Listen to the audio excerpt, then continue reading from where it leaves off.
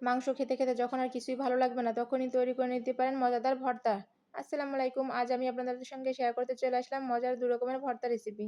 তার জন্য এখানে একটা ব্লেন্ডার জারে ধুয়ে পরিষ্কার করে নেওয়া থানকুনি পাতা দিয়ে দেব। এর মধ্যে দিয়ে দিয়েছি ছোট চিংড়ি, কাঁচামরিচ, রসুন কুচি, পেঁয়াজ কুচি, কিছুটা পরিমাণ লবণ, কিছুটা পরিমাণ হলুদ দিয়ে এগুলোকে ভালো করে ব্লেন্ড করে নেব। আপনারা চাইলে শিলপাটায়ও বেটে নিতে পারেন। এবার চুলায় একটা প্যান বসিয়ে কিছুটা পরিমাণ সরিষার তেল গরম করে নিয়ে বাটা থানকুনি পাতাটুকুন এর মধ্যে দিয়ে দেবো কাঁচা জিরা বাটা দিয়ে ভালো করে ভেজে নেব।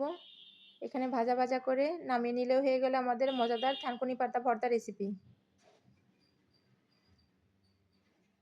এবার অন্য একটা ভর্তার জন্য এখানে ছোট টুকরো করে নিয়েছি ঘাটকুলগুলো নিয়ে এবার ব্লেন্ডার জারে দিয়ে দেব। এখানে দিয়ে দেবো পেঁয়াজ কুচি, রসুন কুচি, ছোট চিংড়ি,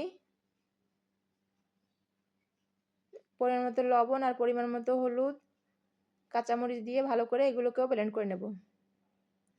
ব্লেন্ড করা হয়ে গেলে এবার চুলায় একটা প্যান বসিয়ে দিয়ে কিছুটা পরিমাণ সরিষার তেল গরম করে নিয়ে এগুলোকেও ভালো করে ভাজা ভাজা করে নেব। এখানে দিয়ে দেবো কিছুটা পরিমাণ কাঁচা জিরা বাটা। জিরা বাটাটা দিয়ে ভালো করে একদম শুকনো শুকনো করে ভাজা ভাজা করে নিলেই হয়ে গেল আমাদের মজাদার ঘাটকুলের ভর্তা বা ঘাটকুল বাটা। কেমন হলো অবশ্যই জানাবেন। আসসালামু আলাইকুম। ভালো থাকবেন সবাই। আল্লাহ হাফেজ।